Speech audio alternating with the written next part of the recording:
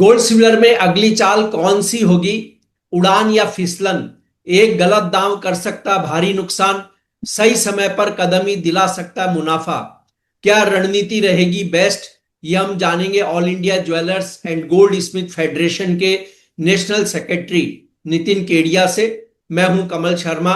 नितिन जी, आपका स्वागत है मोलतोल में। धन्यवाद कमल जी। जी नितिन जी, सबसे पहले तो देखिए, बाजार में कल अफवाहों का दौर रहा, कल और परसों, कि चाइना ने गोल्ड पर वैट को लेकर के कुछ कदम उठाए हैं। सिल्वर स्पॉट को लेके भी कोई बातें हुई है, और भारत में एक्सपोर्ट ड्यूटी के बारे में भी कोई ऐसी चर्चा सुनने को मिली, जिससे व्यापारियों में एक बेचैनी दिखी कि क्लियरिटी क्या है।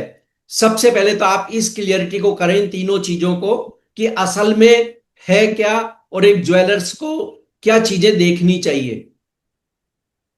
सबसे पहले तो धन्यवाद कमल जी, मोलतोल के प्लेटफॉर्म पे आपने मुझे स्थान दिया, उसके लिए आपका बहुत बहुत धन्यवाद। देखिए कमल जी, सैटरडे और संडे ना, आप देखेंगे तो महीने में 2 या 3 सैटरडे संडे ऐसे आते हैं जब बाजार में इस तरह का माहौल पैदा कर दिया जाता है कि गोल्ड या तो 70-80 डॉलर गैप अप खुलेगा या गोल्ड 70-80 डॉलर गैप डाउन खुलेगा।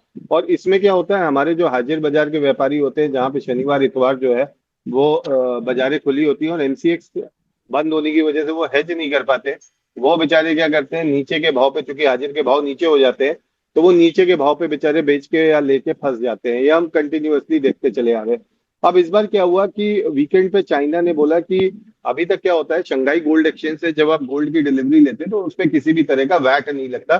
चाइना में अगर आप कोई भी सामान लेते हो उस पर 13% या 14% का टोटल वैट लगता है। अब चाइना ने ये बोला कि अगर आप ज्वेलरी के लिए ये गोल्ड निकाल रहे हैं तो आपको वैट देना पड़ेगा, लेकिन आप इन्वेस्टमेंट डिमांड के लिए ले रहे हैं तो आपको वैट नहीं देना पड़ेगा। सरल भाषा में अगर मैं इसे समझाऊं तो हमारे यहाँ डीजल में सब्सिडी दी जाती है, जिसकी वजह से पेट्रोल और डीजल के भाव में फर्क होता है। अब ये डीजल की सब्सिडी इसलिए दी जाती है ताकि किसान जो ट्रैक्टर यूज कर रहा है वो उस सब्सिडी का इस्तेमाल कर सके। अब चूंकि डीजल सस्ता था तो कंपनियों ने क्या किया, मार्केटिंग के लिए डीजल गाड़ियां बनानी शुरू कर दी। और तमाम तरह की ये चर्चाएं चालू हो गई कि भाई डीजल गाड़ी में अगर कोई डीजल भरवा रहा है तो उसको सब्सिडी नहीं मिलनी चाहिए। तो ये जो डिबेट थी, ये चाइना में भी काफी लंबे समय से चली आ रही थी कि हम जो प्रोत्साहन दे रहे हैं वो इन्वेस्टमेंट डिमांड के लिए दे रहे हैं, हम साज सज्जा के सामानों के लिए प्रोत्साहन नहीं दे रहे। तो उसको चाइना ने बंद किया। दूसरा कदम जो चाइना ने उठाया, देखिए अभी यूएस में क्या है, सेक्शन 232 का इन्वेस्टिगेशन चल रहा है, जिसमें वो ये देखना चाह रहे हैं कि सिल्वर में इम्पोर्ट ड्यूटी जो है, वो टैरिफ जो है वो लगना चाहिए या नहीं लगना चाहिए। अब चूंकि ये विचाराधीन है, इस वजह से क्या है कि कॉमिक्स वर्ल्ड से जो सिल्वर है वो निकल नहीं पा रही है लंदन के लिए। लोगों ने कॉमिक्स में इसलिए नहीं निकाला कि अगर ड्यूटी बढ़ जाती है तो उन्हें कॉमिक्स में बढ़ी हुई ड्यूटी का बेनिफिट मिल जाएगा। अब इतना बड़ा भंडार जो कॉमिक्स के अंदर है और लंदन को अगर भरपाई करनी है तो वो दो ही जगह से हो सकती है, या तो चाइना से हो सकती है या भारत से हो सकती है। तो हमने देखा कि चाइना में जो शंघाई एक्सचेंजेस के एसएचएफई के जो भंडार थे, जो वॉल्ट थे, वहां से चांदी कंटिन्यूअस निकल रही थी, जिसको लेके चाइना ने रिस्ट्रिक्शंस लगाए हैं कि एक्सपोर्ट्स के ऊपर उन्होंने कुछ रूल खड़े कर दिए ताकि इजिली जो आर्बिट्राज या जो एक्सपोर्ट होते थे वो ना हो। इसका फर्क ये पड़ेगा कमल जी कि जो स्पॉट और फ्यूचर का डिफरेंस है, फ्यूचर का जो डिस्काउंट है वो थोड़ा सा बढ़ सकता है। अब लौट के आते हैं घरेलू धरती पे, हमारे भारत की धरती पे। शनिवार को देखिए हर 15 दिन में क्या होता है, बिलिंग पर्पस के लिए इंपोर्ट ड्यूटी रिवाइज होती है। वैसे जी। तो गोल्ड में 6% इंपोर्ट ड्यूटी है, लेकिन होता क्या है कि कई बार जो बहुत होशियार लोग होते हैं वो बिलिंग कम कर देते हैं और वो कम बिलिंग में 6% दिखा देते हैं। तो भारत सरकार ने ये बोला, हम हर 15 दिन में ड्यूटी अनाउंस करेंगे, आप किसी भी भाव में बेचो, आप ऊपर बेचो, आप नीचे बेचो, आपको ये ड्यूटी तो पे करनी ही करनी पड़ेगी। तो हर 15 दिन में भारत सरकार गोल्ड की डॉलर टर्म्स में ड्यूटी अनाउंस करती है और यूएसडी आईएनआर के रेट अनाउंस करती है कि क्या होगा। शुक्रवार की रात को ये जो ड्यूटी है ये आई। अगर 15 दिन में पिछले भाव कम हुए तो ड्यूटी घट के आती है, और 15 दिन में अगर भाव बढ़े हैं तो वो ड्यूटी बढ़ के आती है। अब किसी शनि शुक्रवार की रात को, देर रात को जब ये ड्यूटी आई, तो शनिवार को कुछ जो नए नए गोल्ड के इन्फ्लुएंसर्स बने हैं, जिन्होंने कभी गोल्ड का भाव नहीं देखा, उन्होंने ट्वीट करने शुरू कर दिए कि सोने में भारत सरकार ने इंपोर्ट ड्यूटी कम कर दी है, सोने में एमसीएक्स के ऊपर इसका प्रभाव पड़ जाएगा। तो सबसे पहले तो मैं आपके माध्यम से लोगों को कहना चाहूंगा कि ये जो नए नए सोने में एनालिस्ट बने हैं, इससे तो सबसे पहले अपने आप को बचाएं। जो कल तक शेयर बाजार देखते थे या कुछ और एनालिसिस, म्यूचुअल फंड की एनालिसिस करते थे, जिनको ये नहीं पता है कि गोल्ड का प्रोडक्शन जो है वो कितने टन का होता है, वो आज गोल्ड के एनालिस्ट बन गए और इस तरह की जो भ्रांतियां हैं वो उसको फैला रहे हैं, और जिसमें कई सारे बेचारे जो नॉर्मल इन्वेस्टर्स हैं वो फंस जाते हैं इन चीजों में। तो इस जी तरह का जो 15 दिन का ड्यूटी आता है उसका एमसीएक्स के ऊपर कोई प्रभाव नहीं पड़ता है, और ये इससे फिजिकल मार्केट के जो प्रीमियम्स होते हैं वो बढ़ते या घटते हैं, इंपोर्टर्स को और बुलियन ट्रेडर्स को इसका इम्पैक्ट आता है, एमसीएक्स के जी। ऊपर कोई इम्पैक्ट नहीं आता। अरे इस सप्ताह कौन कौन से अहम डेटा हैं या इवेंट हैं जिन पर एक गोल्ड सिल्वर के ट्रेडर को नजर रखनी होगी? देखिए, शुक्रवार को यूएस का पीसी इन्फ्लेशन का डेटा है, नॉन फॉर्म पेरोल का डेटा है। तो शुक्रवार की शाम जो है वो कयामत की शाम होने जा रही है।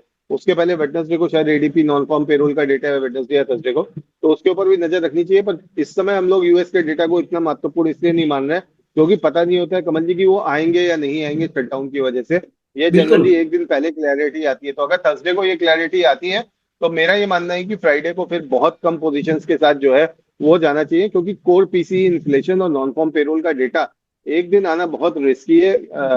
फेड जो है वो बार बार ये बोल चुका है कि वो इंटरेस्ट रेट के लिए कोर पीसी इन्फ्लेशन डेटा और नॉन फॉर्म पेरोल डेटा दोनों के ऊपर नजर बना के रखे हुए हैं। जी। और नितिन जी, क्या गोल्ड सिल्वर में बीते दिनों जो करेक्शन हमें देखने को मिला था, तो अब वो करेक्शन खत्म हो चुका है या अभी भी कुछ दबाव देखने को मिल जाएगा बाजार में? देखिए कमल जी, 9 हफ्ते की सीधी तेजी थी।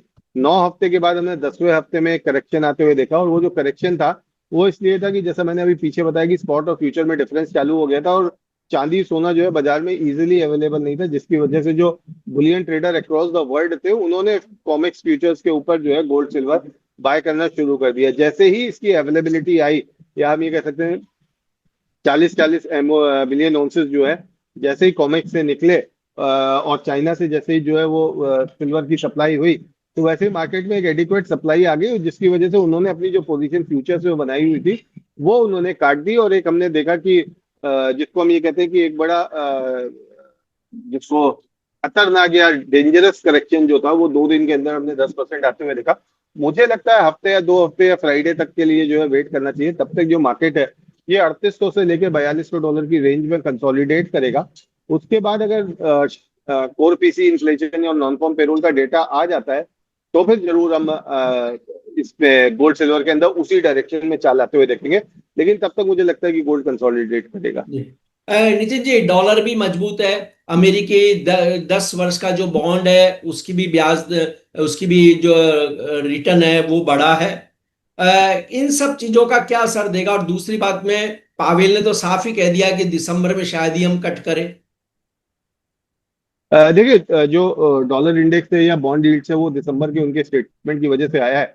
लेकिन कमल जी, अगर आप पिछले 3-4 तेजी देखें गोल्ड में, जो भी ये बड़ी तेजी आई है वो बड़ी तेजी पावेल के स्टेटमेंट के बाद आई है, और पावेल ने जितनी भी फेड मीटिंग्स थी उसमें कभी भी अगली मीटिंग में वो क्या करेंगे उसका इंडिकेशन नहीं दिया।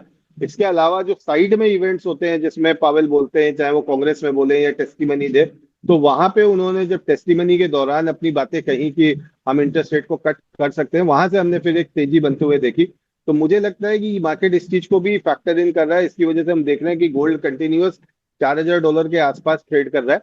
और चूंकि दिसंबर में उन्होंने बोला हुआ है कि अभी वो सर्टेन नहीं है, तो उस अनसर्टेनिटी को देखते हुए जो है वो डॉलर इंडेक्स और जो यूएस 10 ईयर बॉन्ड यील्ड है वो भी जो है वो नॉर्थ की तरफ इंच कर रही है।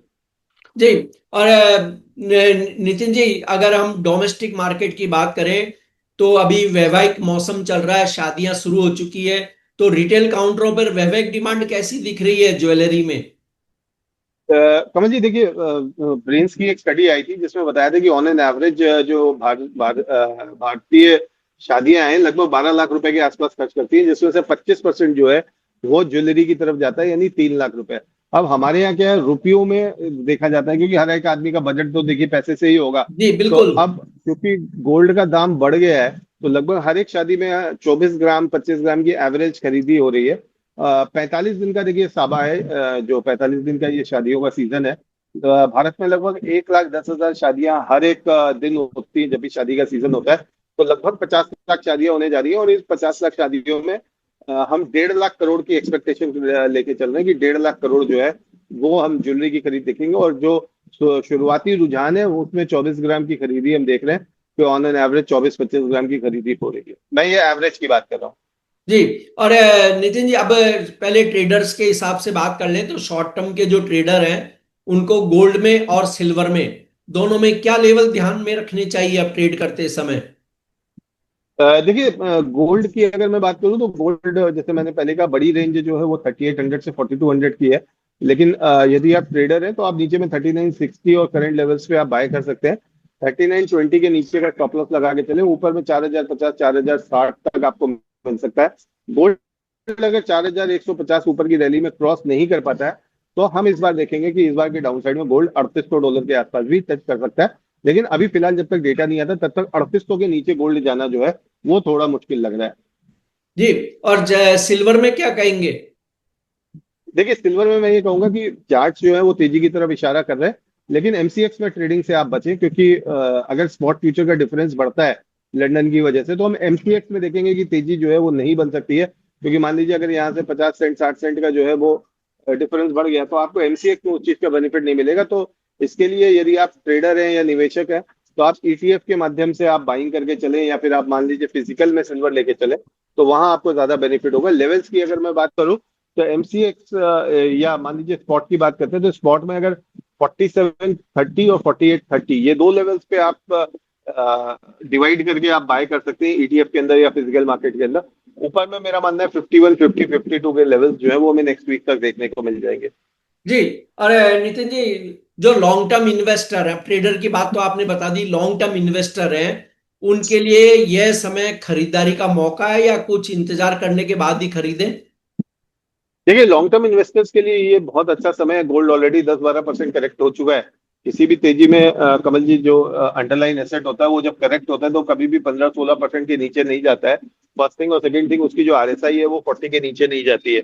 हमने देखा 50 के आसपास आरएसआई जो है वो रिबाउंड कर रही है, गोल्ड के अंदर रिबाउंड करने की कोशिश करी। तो मेरा मानना है कि 20-25% की खरीदारी जो है वो अभी करके चल सकते हो। और अगर मान लीजिए सपोज थोड़ा बहुत अगर फ्राइडे के दिन गिरता है गोल्ड तो वहां पे भी कर सकते हैं। और अगर नहीं भी गिरता है और फ्राइडे के दिन मान लीजिए बढ़ जाता है तो आप बढ़े हुए भाव पे भी आप बाय करें। अगर डेटा आपको बताता है तो आप बढ़े हुए भाव पे भी बात करें। देखिए, 2026 का जो साल है, इस साल में हम गोल्ड को $5000 से $5500 के आसपास आते हुए देख रहे हैं। तो मुझे लगता है लंबी अवधि के निवेशकों के लिए कहीं कोई समस्या नहीं है। जी। आपका कोई डिस्क्लेमर नितिन जी? कमल जी, हेल्थ रीजंस की वजह से अभी मेरी कोई पोजीशन नहीं है। जी। आपका धन्यवाद, शुक्रिया नितिन जी। धन्यवाद कमल जी।